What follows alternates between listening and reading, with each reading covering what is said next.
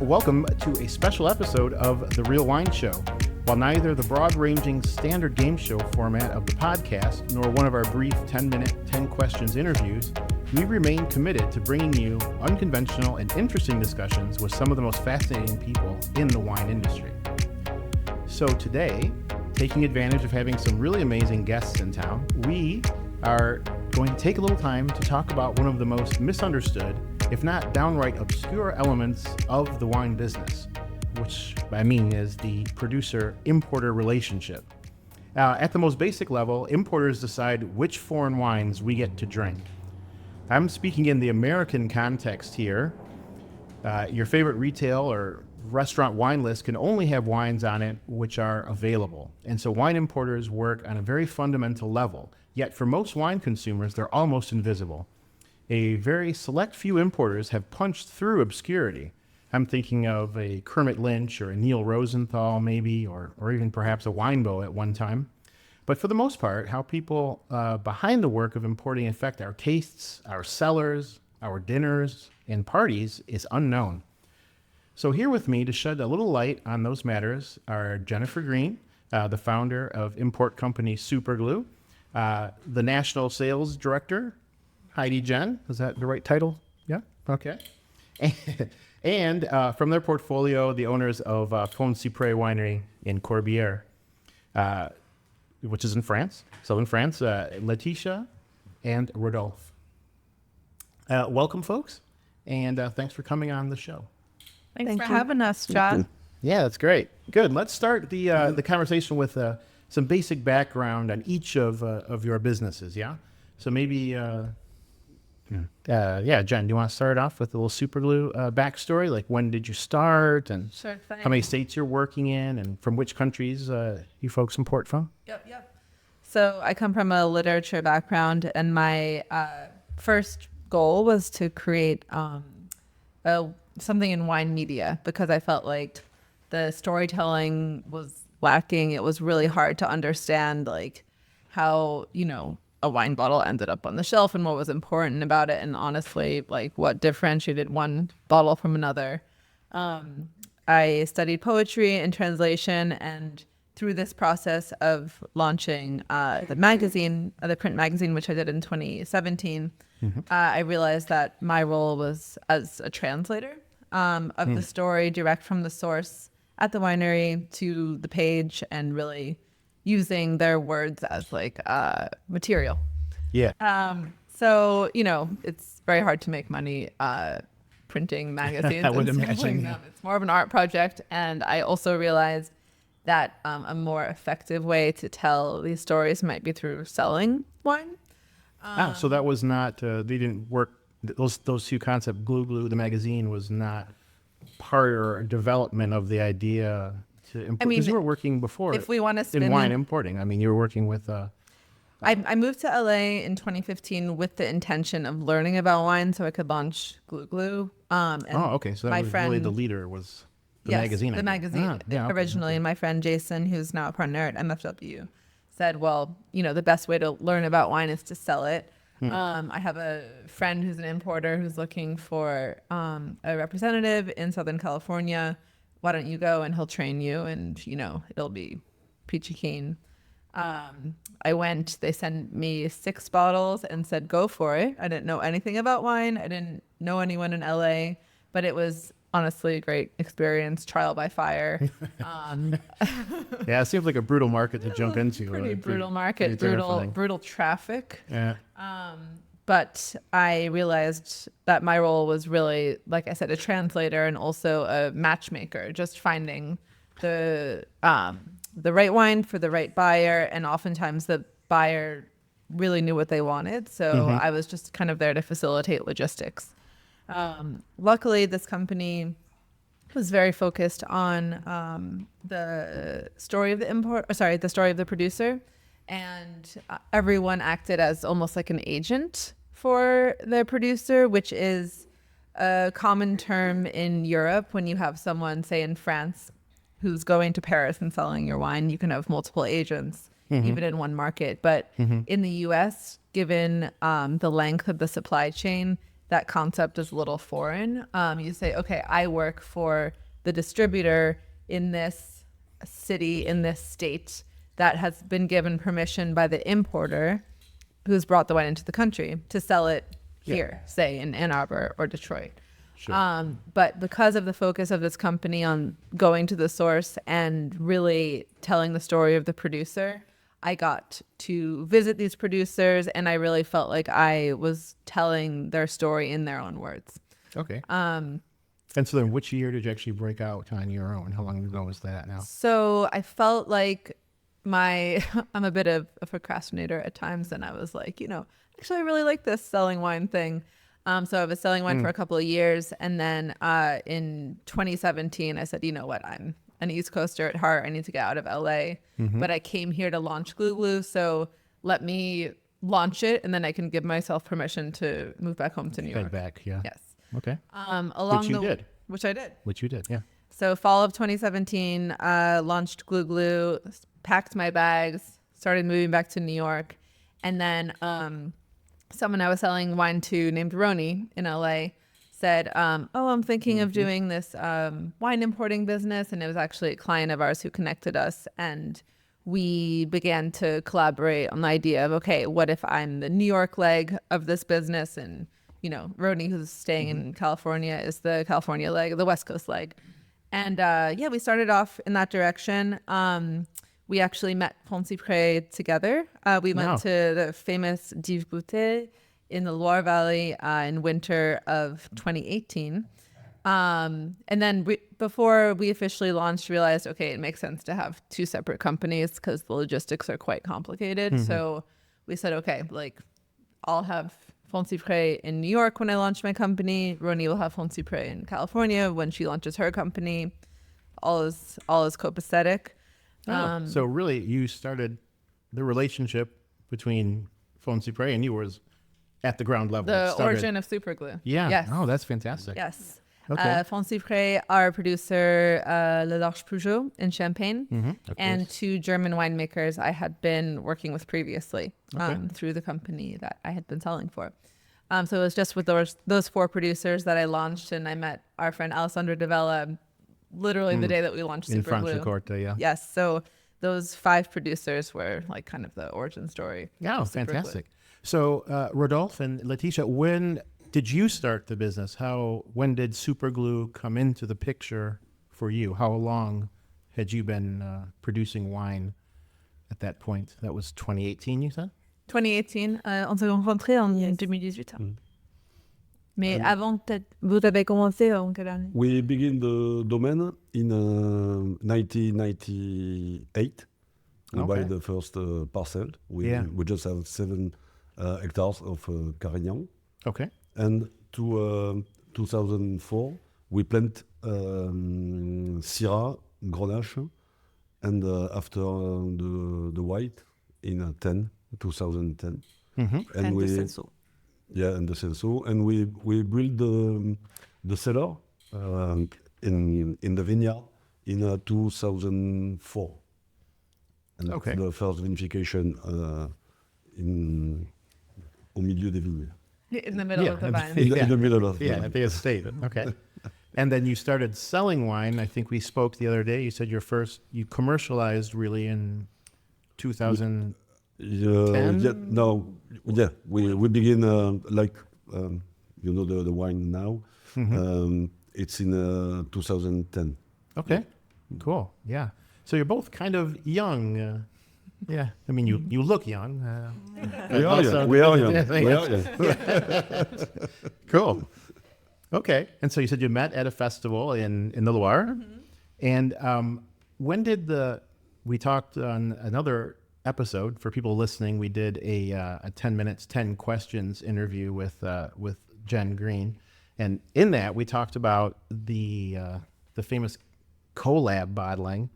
It's for folks who haven't seen it, it says Fond Cypres by Super Glou by Super Glou. When did that come into the picture? When did you start doing that? Because I think that's become an iconic bottling for you folks.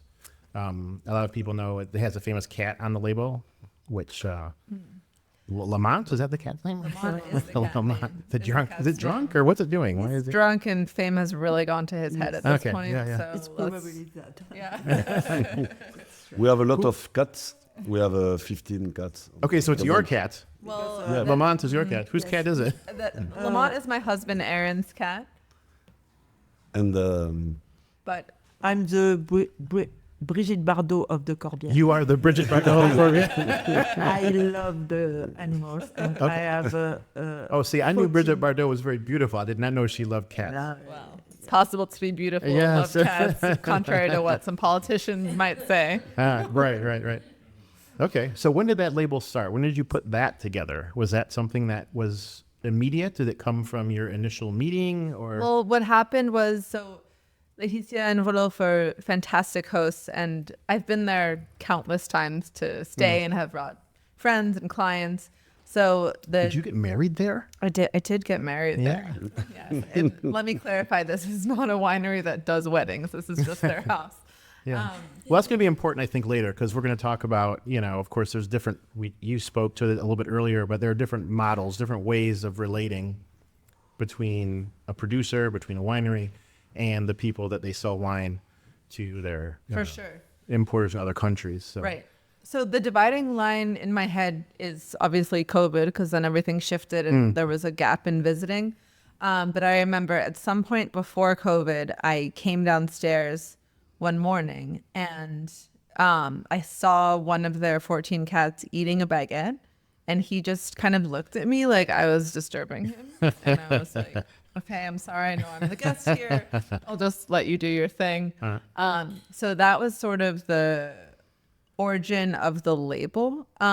We ended up doing a white version and a red version. And again, the fame has gone to his head, so I hope Lamont is not listening. But the white label just ended up not taking off as much as the red label. So we said, okay, we'll do one label with a cat eating a baguette and looking kind of grumpy, which was, the white label. And then the rouge ended up being my husband's cat, Lamont. So we had a stateside counterpoint. I see.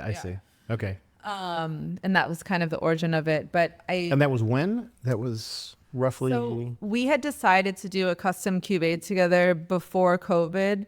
So it must have been, we were visiting literally when COVID broke out, and we didn't know. It was January 2020. And I remember we have photos of looking at the tank and saying, okay, this is going to be our custom label that we do. So it must have been, en fait, 2019, la première. maybe 19. Yeah, Okay. time is a little fluid, Yeah, sure. But I guess what I was getting at was that's something that came after you had the initial, it's a product of the relationship. Of course. Yeah. Well, you say of course, but I think a lot of people don't really understand like what the importer does. They don't understand that. And what I like about, I would say too, as far as understanding goes, it's very clearly labeled, right? On the front it says Fond Cypres and it says Super Glou both, which I think is honest and transparent and gives it authenticity. Because often you'll find you'll have producers, sometimes importers, who will just create a fantasy label, just put a name, that doesn't relate to the producer or even to the importer themselves. Absolutely. And I don't think, my perspective on the market is that that's not really a great thing. I think it's better to have that honest connection so that people know where the product comes from and like why it exists. And so that's why I really appreciate what you have done with that label. Like we are trying to lay bare the supply chain in the most romantic way possible, because it's actually not that romantic if you describe it. It's just a lot of words and a lot of steps. Yeah. But to the fact that we have this close relationship, we just, wanted to display on the label. And also we worked with our friend Anatole, who's an incredible artist, illustrator. He did our logo, and I just kind of, said, hey, we want to illustrate. Here's a picture of this cat. Here's a picture of that cat. It's going to be an important wine for us. Go for it. So you knew it was gonna hit. We had a real strong We had feeling? a sixth sense. Okay. Yeah. Very good. So, thinking about like how something is going to work, how would you describe, and this is a question for both, Heidi and you, of course, Jen, how would you describe the way you work as importers? Is it something that, when you're making selections, are you thinking about your tastes? Are you thinking about what the market will support? A term I want to put in here, and this is not meant in a pejorative way, but would you consider yourself interventionist? Like some importers, like for example, I know like Kermit Lynch will go and he'll work with the producer and say, this is very good wine, but I think if we tweak it a little bit this way or that way, it'll hit a little bit better. And that's not a knock on Kermit, of course. He's done a tremendous job over decades. Yeah, he paved the way for everyone. You can't you can't speak bad about him. But it's different, like for example, maybe if you roll up to a winery and you love the wines, these taste great, we can definitely sell these. Which would perhaps just let the wines be what they are. Sure. Where do you fall on the scale, I guess, between just like, we'll take that, no questions asked, or we'll collaborate with you, we'll work with you and try to dial it in a little bit? I can let Heidi chime in, but I would say like, we know we're not winemakers, so we never tell people how to make wine. Okay. But as far as the visual presentation, we know we have a better sense, and it's logical that we have a better sense of what works well in the American market. You understand the market, Right. Yeah. And at first, maybe in some cases, because we've worked on a lot of custom labels with people, and sometimes it's just revamping the entire look of the labels for the winery, just for the American market. And it's a very logical argument when you present to someone, hey, this might work well in this market or this market that you have experience in, but in our experience in the American market, this will work better, and we'll be able to sell more wine together. It's a partnership. Okay. So we're not telling you how to make the wine. Like, sure, we're selecting maybe which wines would be a better fit for different markets in the U.S., but oftentimes approaching it as a collaboration with the winemaker, it's never been awkward, actually. No, I wouldn't imagine, because if you're coming from a position of honesty, like it's helpful. So that leads to a question for you, Laetitia and Rodolphe. Did you have a sense that your wines would be successful in the U.S., in the American market, or was meeting Jen a very, like an open door, like it was just all brand new, or did you have ideas about the wines in the U.S.? I think they have a real success. Yeah, and now sure. Est-ce que c'était prévu? Est-ce que vous savez avant que ce serait une réussite? No, because we like preconceptions. No, we don't knew the market, American market. But did you know other producers in the area maybe who had bad experiences working with American? We used to taste a lot of wines, and it's our job. We make the wine, but we have to be a good idea of the market. Of what not to trust.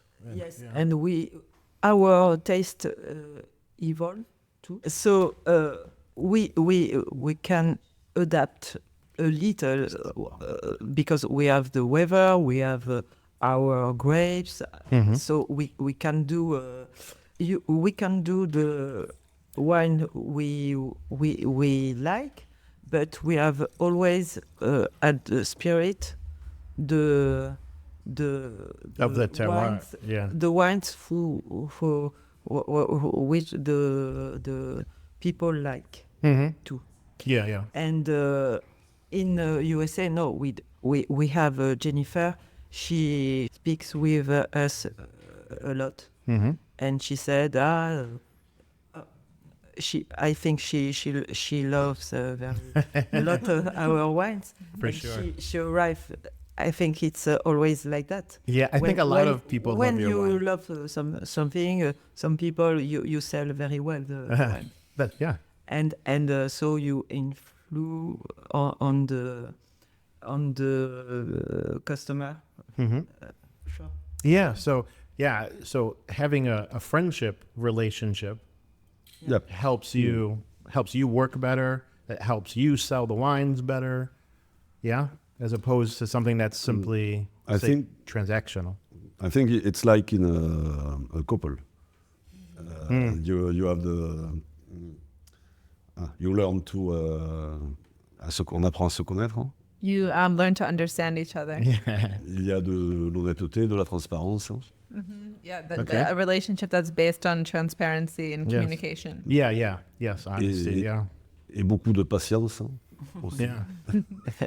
Need lots of patience, like in any relationship. So This is a joke. it's okay. I've been married for 20-something years. I get it. It's a good joke. But it's normal to have a relation like that. Yes. To be pour que tout fonctionne. Enfin, That's like your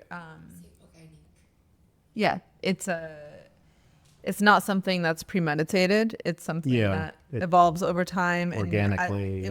Organically, and as you're learning to understand each other and work together, your relationship kind of becomes its own entity. So, as our friend Jared loves to say, discussed at length with us in the halls of the Schwitz. Passion Glue up in the Schwitz Rochester last night. We all exist in a dialectical context, so you don't exist and I don't exist, but our relationship is what exists. Yeah, I understand that. I spent a lot of time with Jared, so I also understand where he's coming from. But I understand that perfectly. How has traveling together, like you've been in the United States with Jen and Heidi in the past? This is their second time. The second time, but we just do New York. The first time it was in 2019. 19.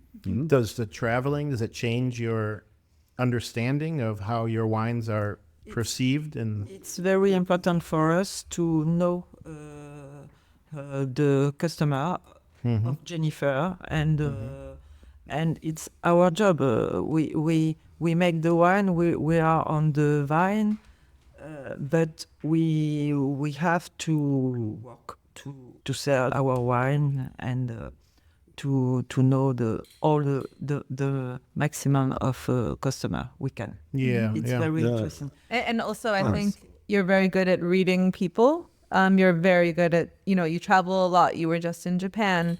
You travel often in France.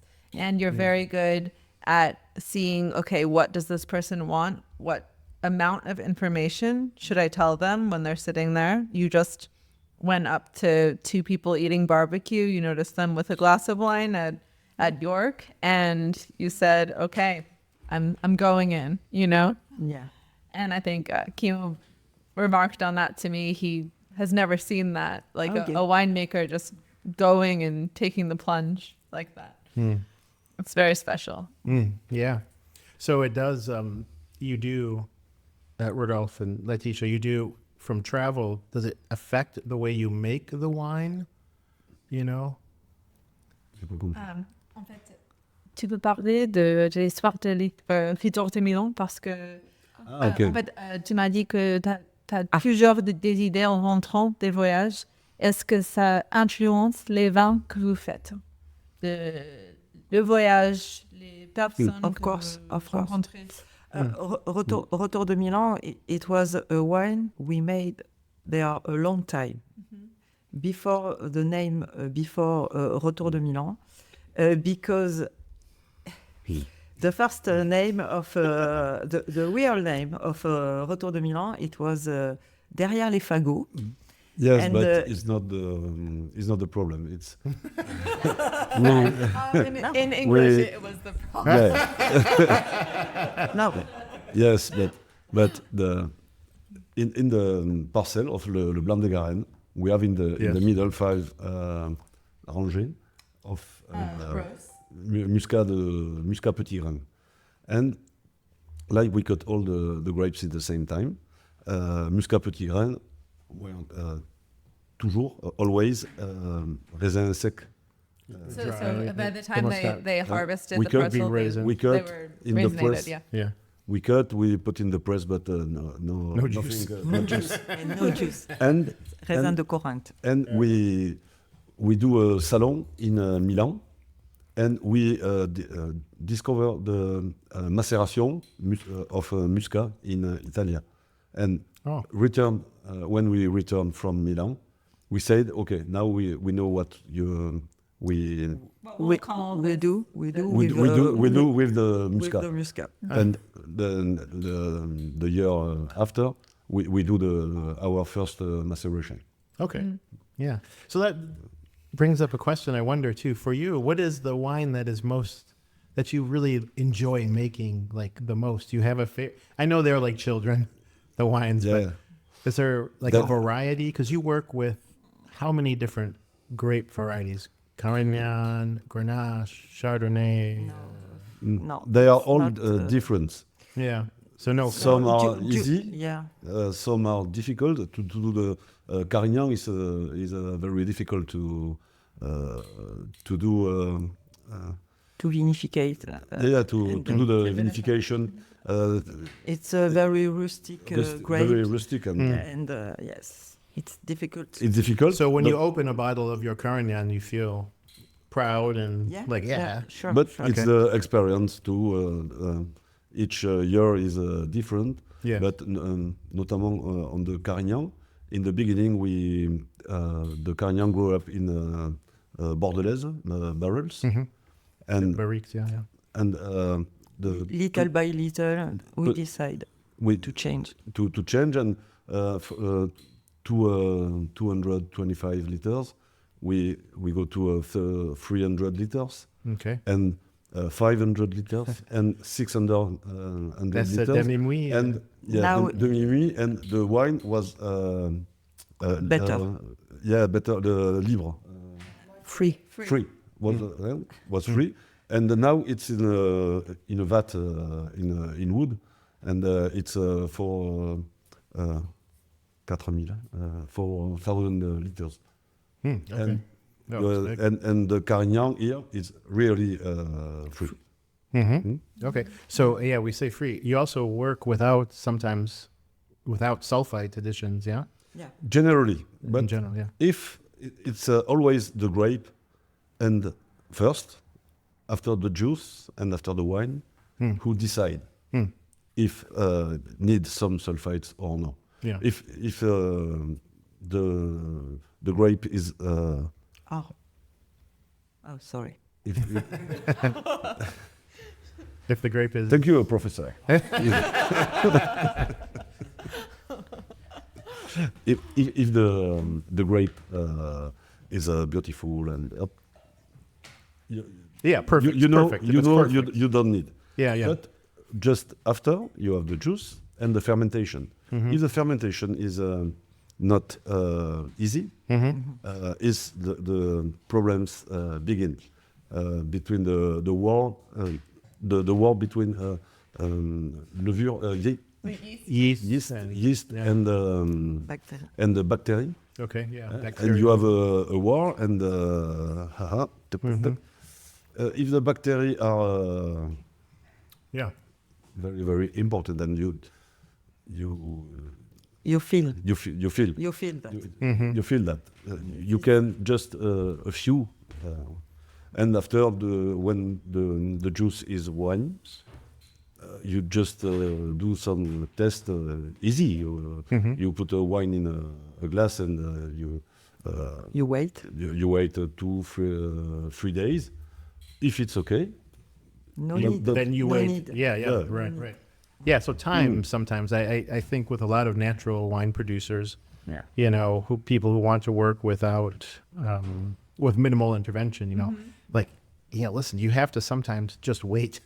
Yeah, give it time, and there's of course the market imperative, you want to get the product out so you can make some money, but if you can take a little time, it can really make a big difference. Yeah. But for us, the more important in natural wine vinification is the indigenous yeast. Yeah. Yeah, it's la base.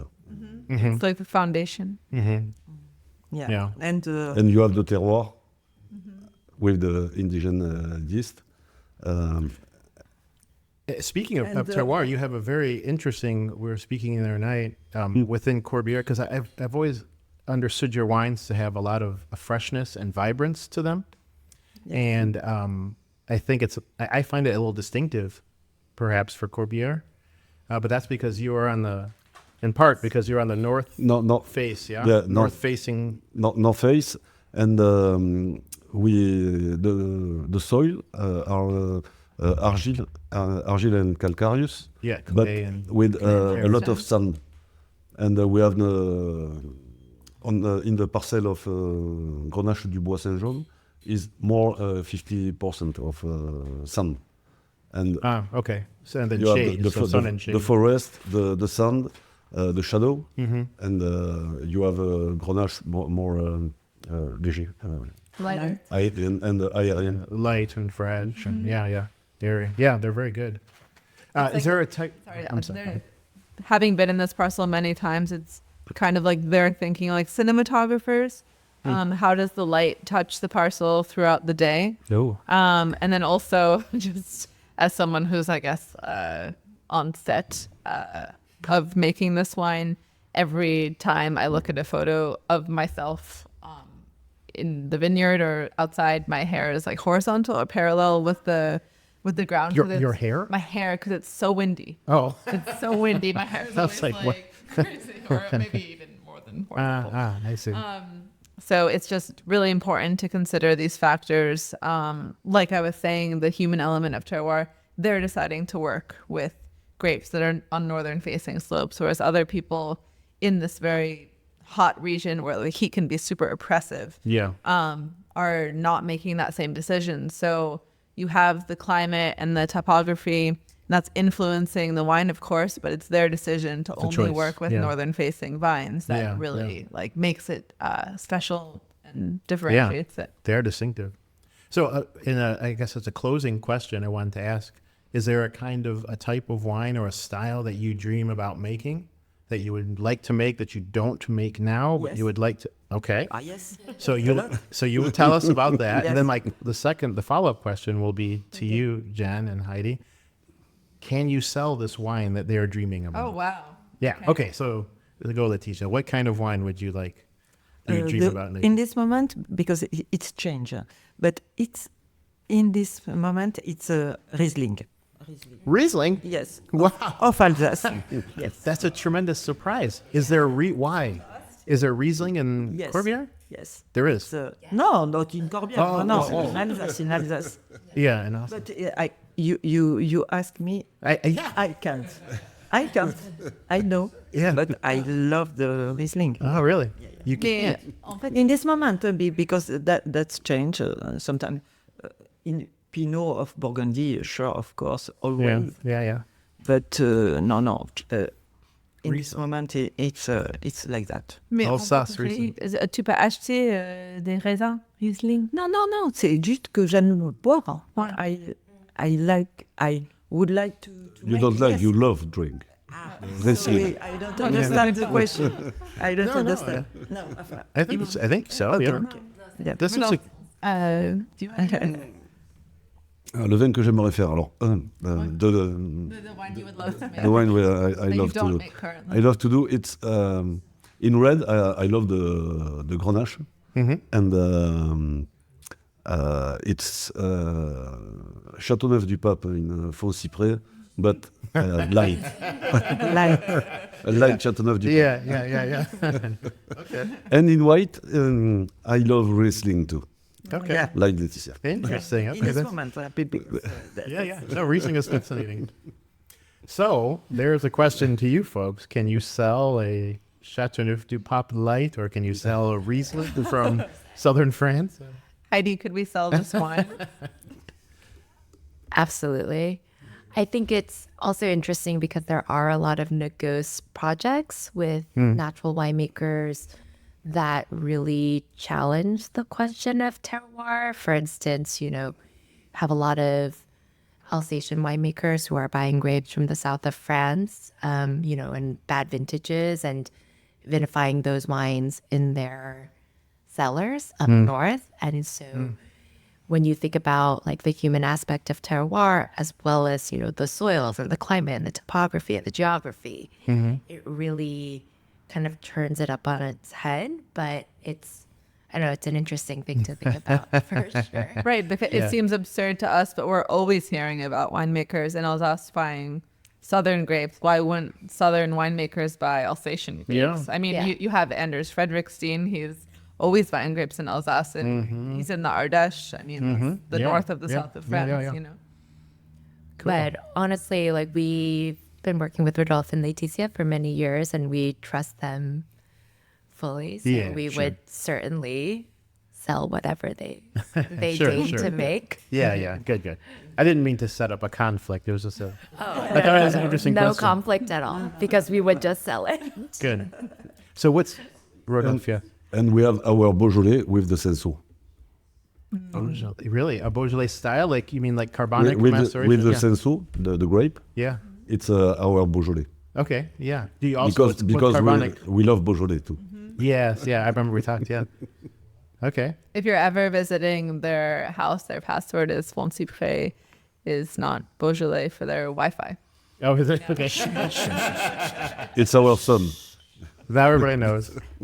Maybe cut that part. So what? So what's next? Where's the next stop on this trip? We're in Michigan now. You've got what? One more day here. tomorrow. We go back to New York tomorrow in the morning, and we have some events every day. Yeah, I a heard. couple of The schedule's couple of events. heavy. And after we go in Los Angeles Okay. and San Francisco. We go back. We return. We return in New York, and we have 3 days free. Oh, okay. What will you do? Visit and What will you do on your free days in New York? Where do you want to go? MoMA. Okay. MoMA after. la Statue de la Liberté. Oh yeah. We need to see the Need to- Statue de Yeah, la Liberté And in revisit the Lamont. gift from France. Right. Hey, that's ours. Yeah. A photo in front of the Trump Tower. And to be clear, that's just so he has a Yes, we have negotiating to do stance for the tariffs. Okay. I don't know. We have the right to make a photo. Yeah, maybe not. Of, Country in America. Supposedly, it's Well, a yeah, this is debatable. we'll see. And after And we have to do the livraison. delivery. delivery. Donald. Yes, sir. Yeah. We were at a very crowded event last night at where people were filling out order forms, and very lovely people from Michigan. And then Thank you. we're running out of wine because people of Michigan are buying a lot of the Fond Cypres wine. And then all of a sudden, Rodolphe was like, "Jen, we have a huge order." And I was like, "Oh, we probably can't fulfill it. Let's take a look." And the email address was donald@trump.fr. So, All right. this is our fantasy Yeah. person that we can negotiate with and who wants to buy natural wine and Right. won't slap a tariff on it. Oh, yeah, let's hope. Well, very good. Well, thank you very much. It was Thank you. a great pleasure to have you here and to talk with you. And I hope the rest of the trip is very successful. Yes. Thank you for Have your a time. great and time. attention. Yeah, for sure. Thank you very much. Yeah, and I'm looking forward to coming down to visit with you folks in, yes. in Corbieres. You have to. Mhm. You have to. I'll bring absolutely. I'll bring Riesling Yep. since I know the way to the heart. Yeah. Super. Good. Thank you very much. Yeah, Thank you, Jen.